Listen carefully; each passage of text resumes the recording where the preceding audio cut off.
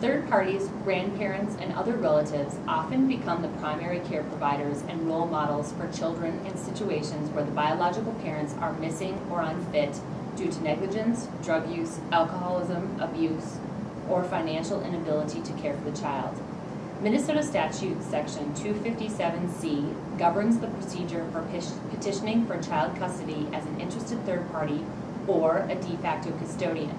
Whether a petitioner, a person requesting or petitioning the court for custody, is classified as a third-party custodian or a de facto custodian depends generally on the amount of time the child has been with the petitioner and the nature of their contacts. However, for both classes of petitioners, the procedure is generally the same. De facto custodian means an individual who has been the primary caretaker for a child who has, within the 24 months immediately preceding the filing of the petition, resided with the individual without a parent present and with a lack of demonstrated consistent participation by a parent for a period of either 6 months or more, which need not be consecutive if the child is under 3 years of age, or 1 year or more, which need not be consecutive if the child is 3 years of age or older.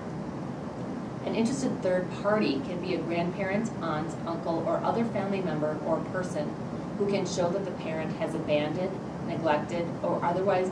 exhibited disregard for the child's well-being to the extent that the child will be harmed by living with the parent, and that placement of the child with the individual takes priority over preserving the day-to-day parent-child relationship because of the presence of physical or emotional danger to the child, or both. Minnesota third-party custody law requires a two-step process in which the petitioner, who has satisfied certain statutory requirements, would be entitled to an evidentiary hearing to prove their case. The area of third-party custody is a highly technical area of law, requiring that the pleadings be skillfully written and carefully follow the statute.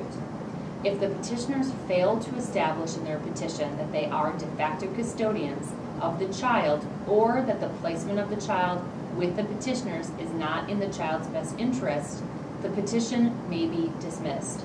If you are caring for a child whom you are not the biological parent, it is important to file a motion for custody while the child is still living with you.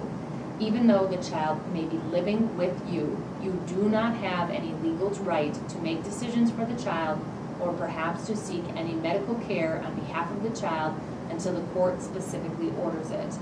If the biological parents take the child before you file the motion, custody is broken and it limits the amount of consistent care you have provided to the child.